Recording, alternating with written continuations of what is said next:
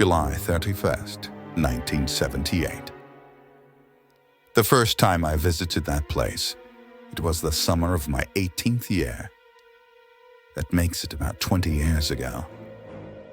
As I got off the helicopter, I remembered the sight of the swirling wind the helicopter blades whipped into the air. When viewed from above, the old mansion seemed quite normal. But when seen from the ground, there was something foreboding and unapproachable about it. Birkin, my junior by 2 years, seemed as usual to be only concerned with the document he was holding. We were assigned to the mansion 2 days earlier, on the day that the executive training center we had belonged to was closed. It all seemed like it was planned, too much of a coincidence. But probably the only person who knew the real truth was Spencer. Spencer was one of the main guys in charge of America's T-virus research at the Opler Research Facility. As soon as we got off the helicopter, the head of the facility was standing in front of the elevator, ready to greet us. I can't even remember the guy's name. Who really cares about formalities and figureheads like him? From that day on, the Opler Research Center was ours.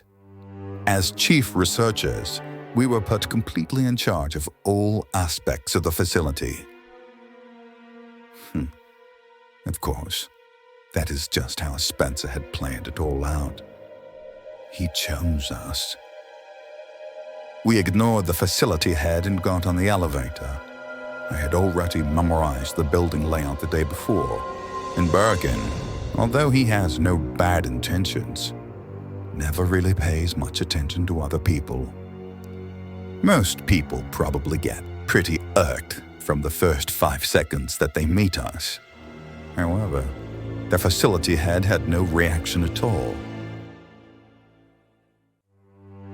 But then, I was a young buck, completely full of himself, so I didn't really pay the facility head any mind.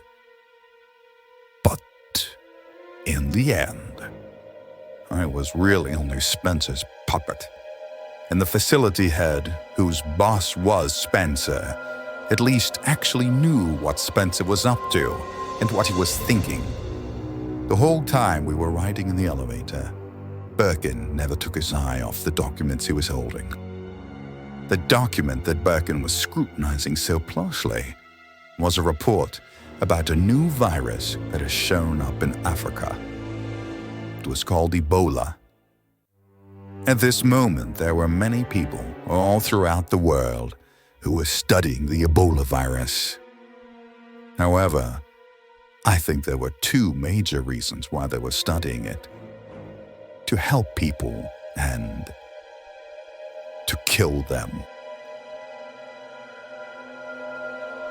As you probably know, the death rate of someone affected by Ebola is 90%.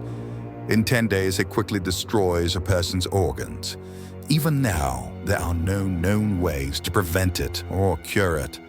It could, quite possibly, destroy a large part of the human race.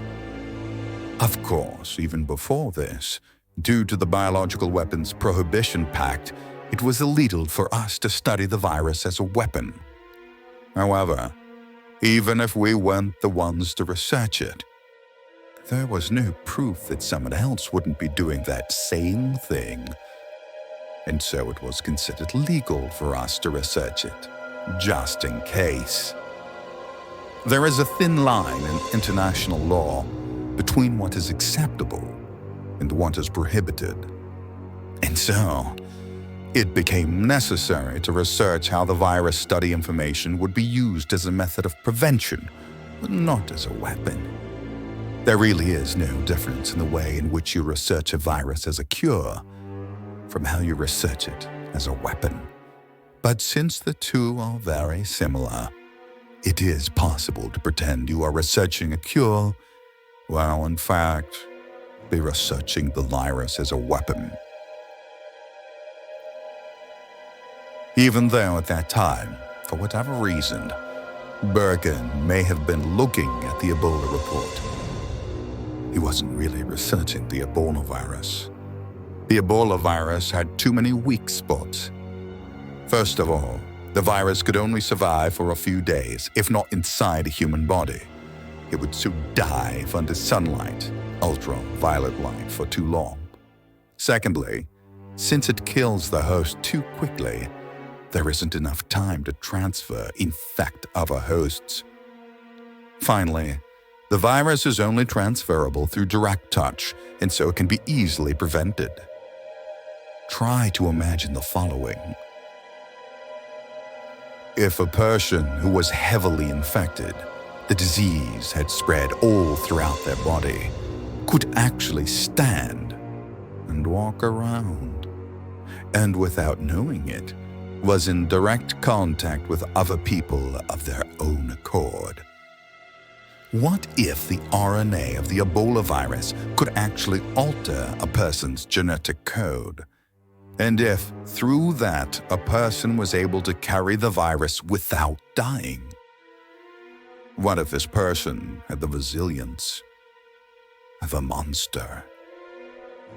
That is, wouldn't this person be a living dead whose body carried the virus? Something that could infect others, sort of like a living biological weapon. I guess we are lucky that the Ebola virus doesn't have the potential to do such things. I wonder if we will be successful in holding out to such a virus without it getting into the wrong person's hands. The Arklay lab, headed up by Spencer, was built for that purpose, it seemed.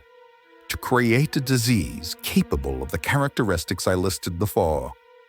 Officially, it was just a pharmaceutical company researching cures to viruses.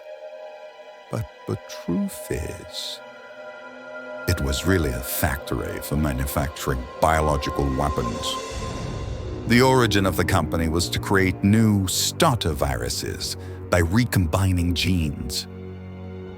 In order to produce biological weapons out of these new starter viruses, they began studying virus mutations in order to strengthen the basic viruses they had created. This was known as the T-virus experiment. RNA-based starter viruses can easily be mutated. Through those mutations, it is possible to strengthen their traits. The reason Birkin was so interested in the Ebola virus was that he was thinking of recombining the Ebola genes into a starter virus to strengthen its attributes. By the time we had arrived at the research center, there was already a sample of the Ebola virus waiting for us. We changed elevators several times, finally reached the upper level of the complex. When we arrived, even Birkin looked up. It was the first time we had met her. We hadn't heard a single word about her before. She was a secret of the utmost confidentiality at the research center, and they didn't let any information about her out of the compound. According to the records, she was at the research center from the very moment it was first built. She was 25. But we didn't know her name, nor why she was here. She was to be used as the experimental subject host for the T-virus. The day we began the experiment was November 10th, 1967. We did T-virus experiments on her for all of 11 years.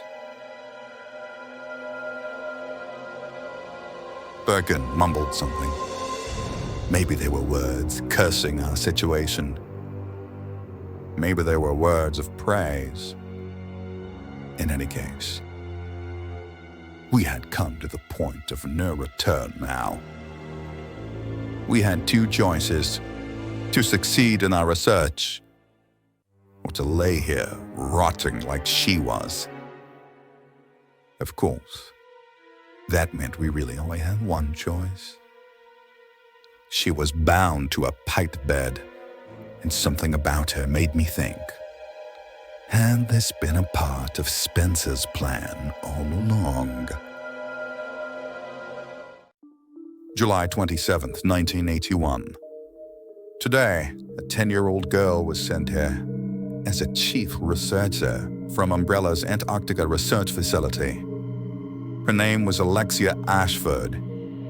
I was 21. Bergen was 19. As annoying as it was, the whole Artley complex was rampant with rumors of Antarctica Alexia. Nobody talked about anything else. She had been at Umbrella for a long time. The older guys at Umbrella knew the legendary Ashford name. Before we ever reached a dead end in our research, one of the old-timers would say, if only Professor Edward was still alive. If I remember correctly, Edward Ashford was one of the people who first discovered the starter virus and who originally planned creating the T-virus. However, he died soon after Umbrella was founded. It's been 13 years since his death. So is there really anything to gain by having high expectations of the Ashford lineage? And in fact, the Antarctic Research Center founded by his son hadn't yielded a single result.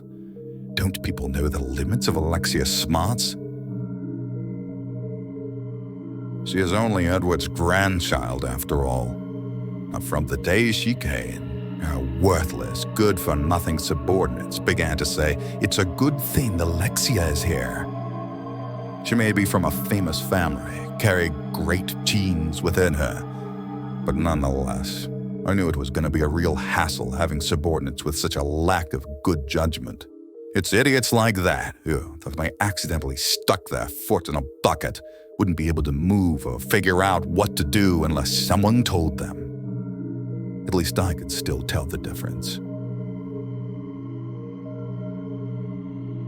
However, if at that time I would have gotten upset about the whole thing, it would have just slowed down our progress on the T-virus research. Unless you can keep your cool and still be decisive no matter what the circumstances, then success will always evade you. At that time, I was thinking this. By making good use of the past, then we could definitely yield good results. And if some of those old-timers who feasibly could die at any second, then they would make great test subjects. After all, do you think it is possible to stand above the people if you can't rationally use their human resources well? However, the problem was Birkin. The way he reacted to the Alexia rumor was terrible.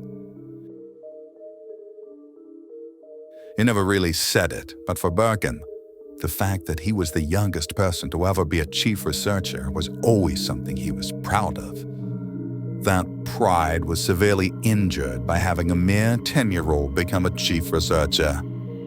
It was probably the first time someone so talented as he had ever tasted defeat.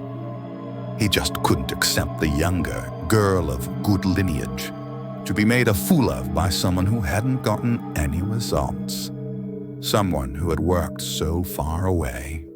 The fact that he couldn't get over it showed his immaturity. However, even though he was still immature, no matter what, I had to bring him back to his senses. It was during these 3 years that our research moved up to the second level. It was at this point that we fixed upon the idea of making a living biological weapon. We started to call the T-virus by a new name, zombie. However, it was impossible to get a 100% infection ratio. Within people, there is a subtle difference that the virus couldn't totally overtake. It seems compatibility was also a major factor. About 10% of the people who were injected with the zombie virus didn't get infected. And this is something that, no matter how hard we researched, we just couldn't overcome.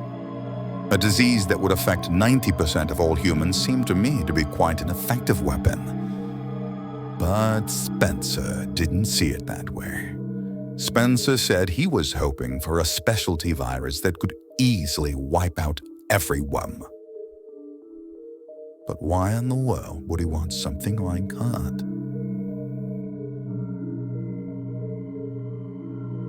One important characteristic of biological weapons was that they could be developed cheaply. However, the biological weapon that we were researching started to become very costly. If Spencer was in it just for the money, and he probably wouldn't have chosen to spend the extra money on researching a specialty virus that infected and wiped out 100% of its victims, it just wasn't financially worth it. Why would he want to ignore all financial concerns just to continue the research? If by changing the idea of war through biological warfare, he was attempting to monopolize all military industries, then I would have understood that. But even to this day, I have no idea what his true intentions were. But whatever Spencer's real reason was, Birkin was planning on making a biological weapon that would increase their country's military capacity. Not to just manipulate the genes of the T-virus, but also by adding other genetic code. He was planning on creating him, a military biological weapon that could annihilate those who went unaffected by the virus, as well as people who were wearing antiviral gear and equipment. This weapon was later named Hunter. However, that experience was temporarily put on hold in order to protect the test subjects from Birkin. Birkin's pace was quickened by Alexia's existence. He began to act out of the ordinary. He would stay at the lab for 24 hours straight, attempt experiments that he hadn't really thought out. I tried to use other researchers to get as many samples from the subjects before they died, but I just couldn't keep up with his pace. The head facilitator brought in a new subject as if nothing had ever happened, but she too soon died. It was hell. And within that hell, there was but one person living. The female test subject's body that continued to live on. She was already 28 years old, having lived 14 of the years in this research facility. Someone whose consciousness had been taken away by the starter virus that had been injected into her 14 years ago. Someone who, if their heart did happen to actually be alive, would only hope for death, but she continued to survive. Why was only she able to survive this long? Her basic experiment data and that of other test subjects seemed to be the same.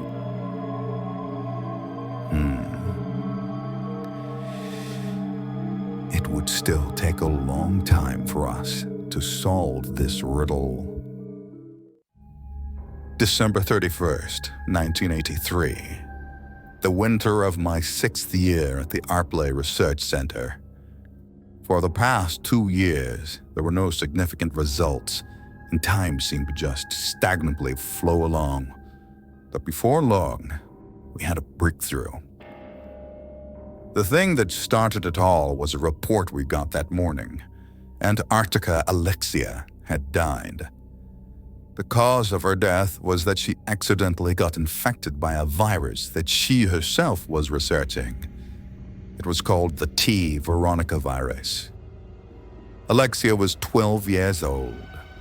It seemed she was just a little too young to be undertaking such dangerous experiments. There were many rumors to be heard. One particular rumor actually suggested that she injected the T. Veronica into her own body.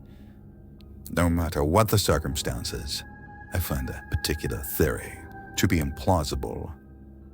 Probably, she was just so shaken up over her father's disappearance 1 year earlier that she just made a mistake in the experiment.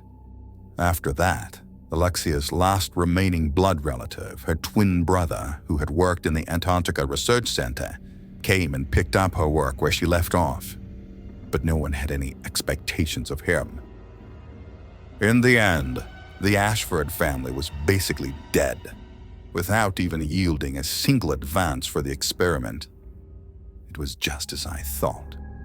A legend is, after all, merely that, a legend. After the news of Alexia's death, Birkin changed. Or I guess I should say, he returned back to his normal self.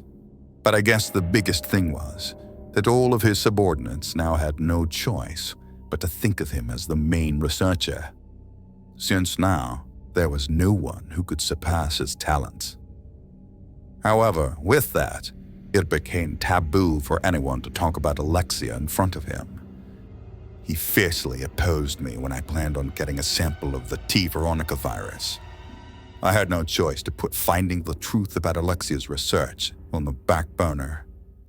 In the end, even though the situation was at its best, Birkin himself failed to grow up and advance his research. However, at that time, I was concerned more about a different question at hand. The Opley Research Center was surrounded by a dense forest.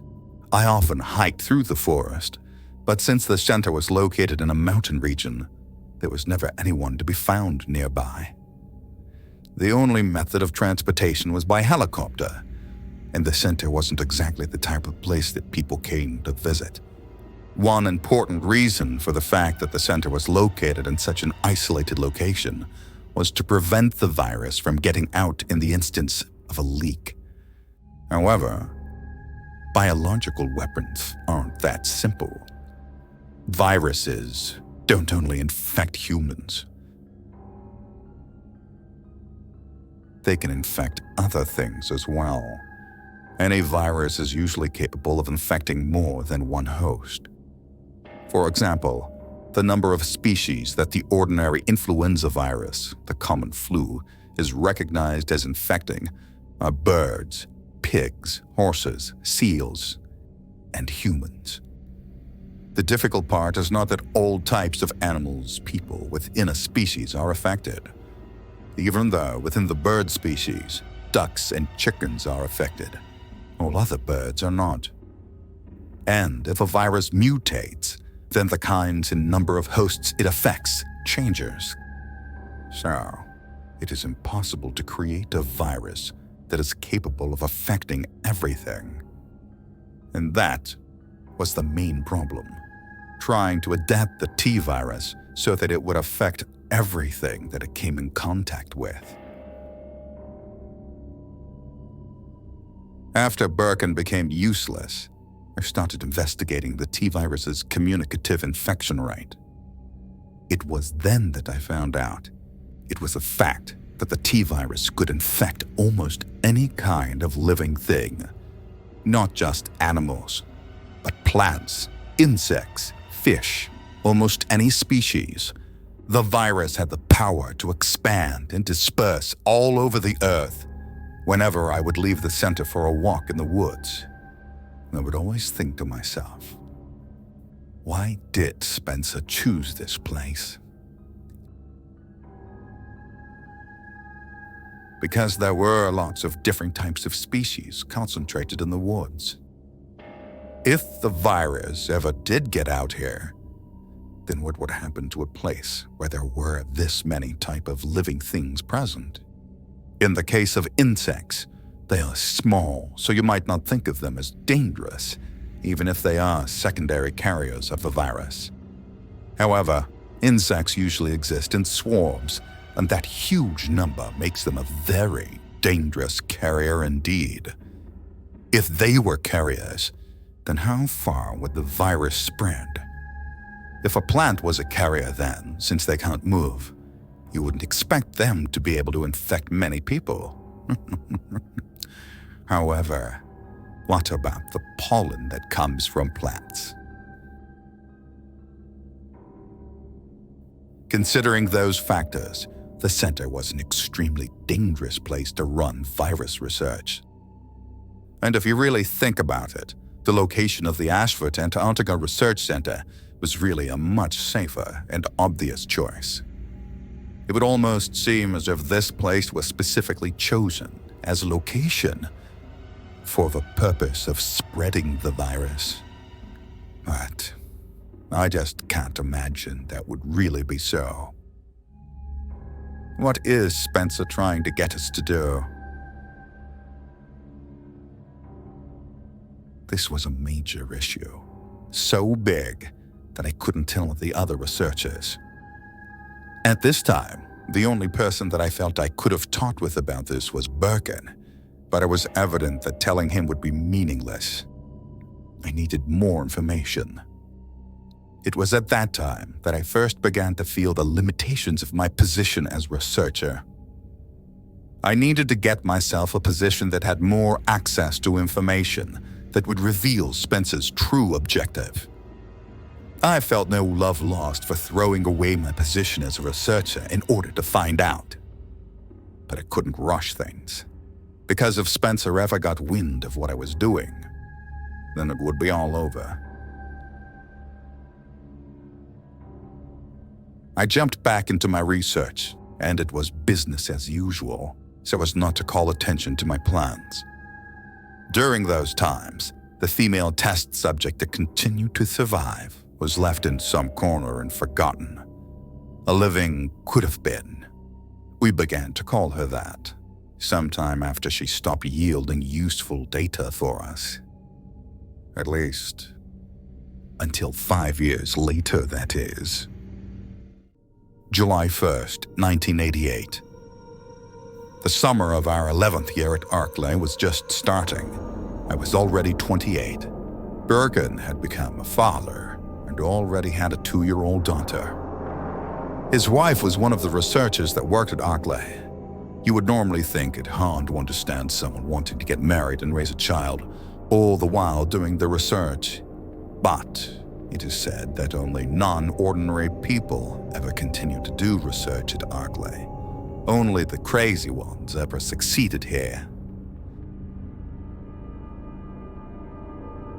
And so, after 10 long years, our research finally reached the 3rd stage. To create a living biological weapon that was a soldier that would follow strict orders, obey its program, and have intelligence. It was the so-called tyrant, basically a monster that we sent out to create. However, there was a major obstruction to our research back then. Finding a basic body for Tyrant. The biggest problem was that suitable bodies for Tyrant were, at that time, genetically very limited. The source of the problem lay in the nature of the T-virus. The T-virus mutation used to create zombies and hunters could be used on just about any human, but it would also cause a decline in the subject's brain capacity. If the subject didn't have a certain amount of intelligence, then it couldn't function as a tyrant. Birkin tried solving the problem by picking out new mutagens that would keep down the wear and tear on the subject's brain, so long as the subject fit the tyrant profile.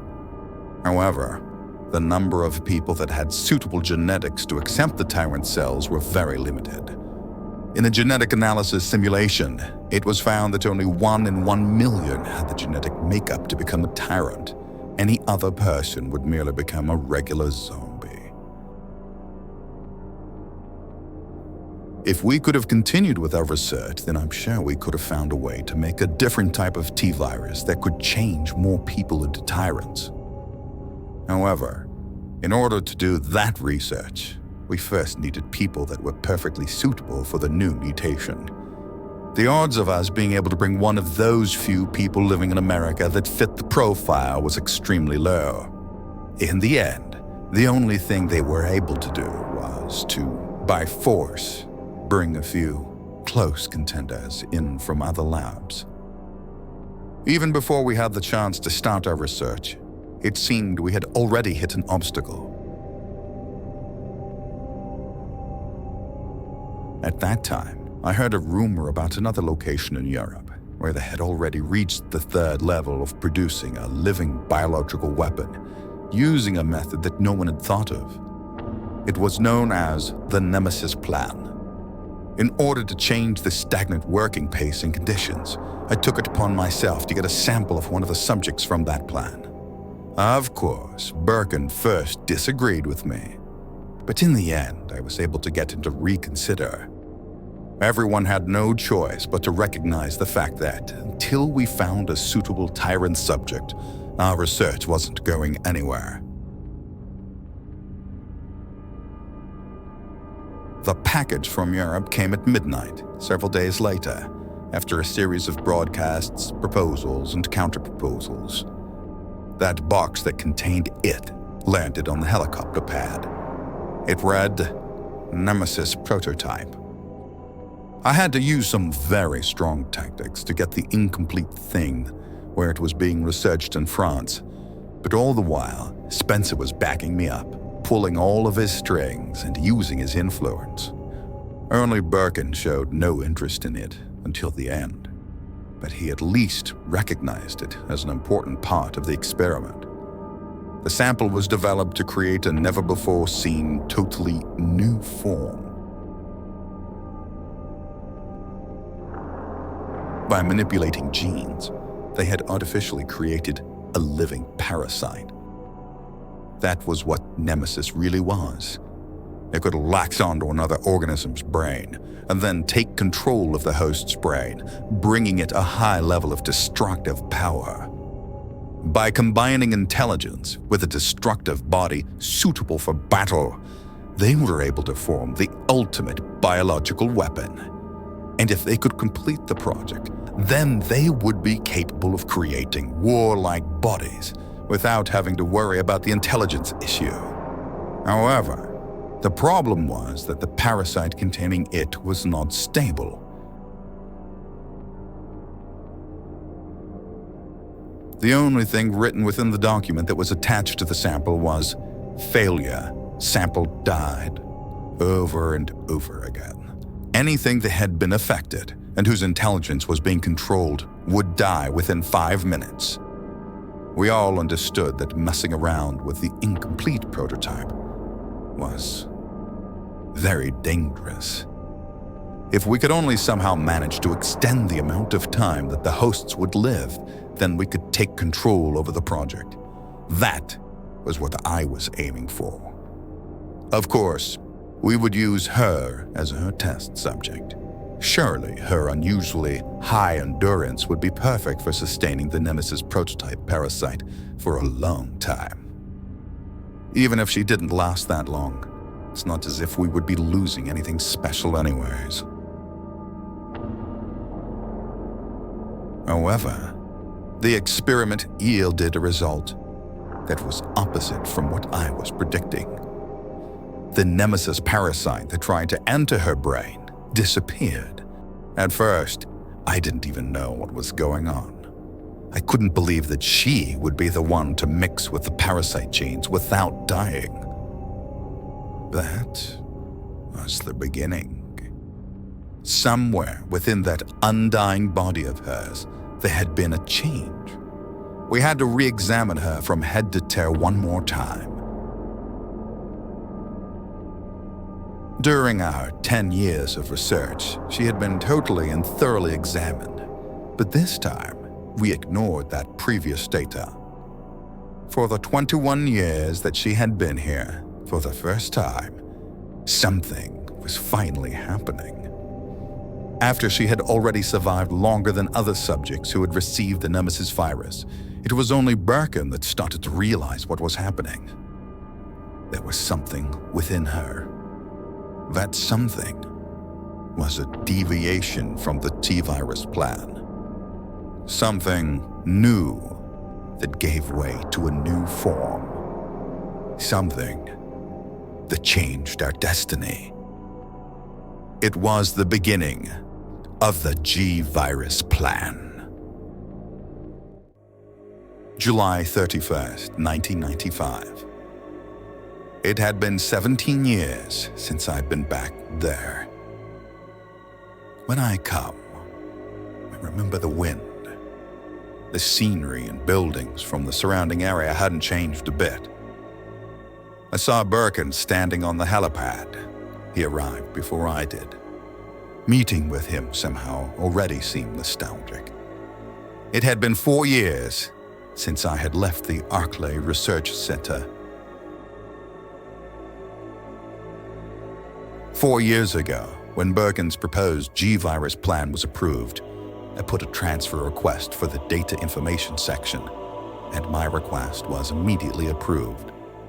The fact that I had given up on being a researcher and needed to change probably seemed like a natural change that most people go through. Actually, the truth of the matter was that G had already reached a level that was beyond my ability. And even if I wasn't really here to discover Spencer's true intentions, I think that at that time, I would have definitely realized the limitations of my ability. As the wind danced around the helicopter, Birkin was, as usual, fixated on some document. Apparently, he was coming to Arklay on a routine basis, but he was no longer assigned there. A while ago, he had been transferred to a huge underground research facility in Raccoon City. That was the main facility for his G-virus research. But, to tell the truth, 4 years ago, I really didn't think that Spencer would approve G, because it deviated from the idea of weapon, and it was created with too many unknowns left unsolved.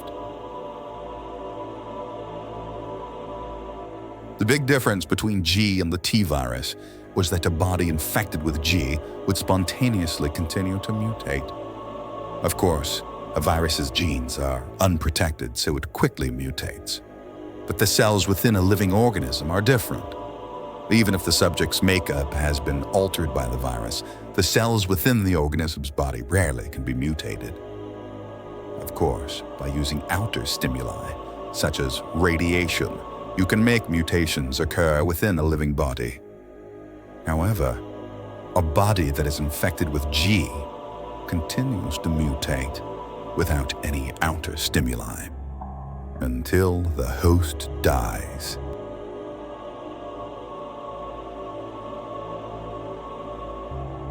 Even that T-virus has lots of attributes that are quite similar to G. It has already been observed that the genetic makeup of one of the living biological weapons, a person infected with the T-virus, who has been placed in a special setting, has continuously changed. But in order for this change to occur, it is necessary to use outer stimuli as a catalyst, and one can mildly predict which changes are likely to occur. However, there are no such laws concerning a body infected with G. No one can predict just how someone infected with G will change. No matter what kind of method you use to try to cope with G, it continually changes, making that method ineffective. 7 years ago, Birkin noticed a little bit of this effect in the female test subject. There wasn't the slightest change in her appearance, but deep within her, something was constantly changing, and she continued to coexist with the virus used in the experiments. And so, after 21 years of inner mutations, even the parasite Nemesis just became one more mutation within her body.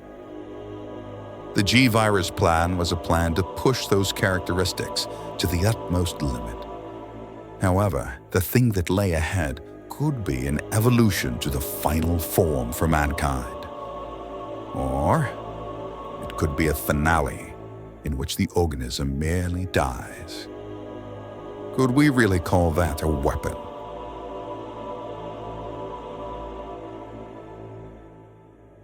What was Spencer thinking when he approved this plan? Even though I had been working in the information section for these 4 long years, I'd still been unable to figure out what Spencer was planning. And now, Spencer has stopped coming to Arklay.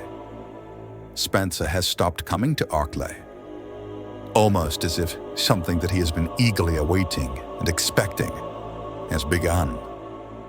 Spencer, like some mirage floating in the desert, had begun to grow farther and farther away from me. But I was sure that a chance would present itself to me eventually. That was, of course, if I lived long enough to see that day. Birkin and I got on the elevator and rode to the top floor, to the place where we had first met her. A man named John, Birkin's successor, a new chief researcher, was waiting there for us. He came from a research center in Chicago and was supposedly a very talented scientist, but he was a little too straight to be working at a place like this. He began to question the inhumanity of what was going on in the labs and made his opinions known to the upper-level executives. I had heard rumors about him at the information section. Everyone seemed to agree that if any information ever leaked out, he probably would have been the culprit.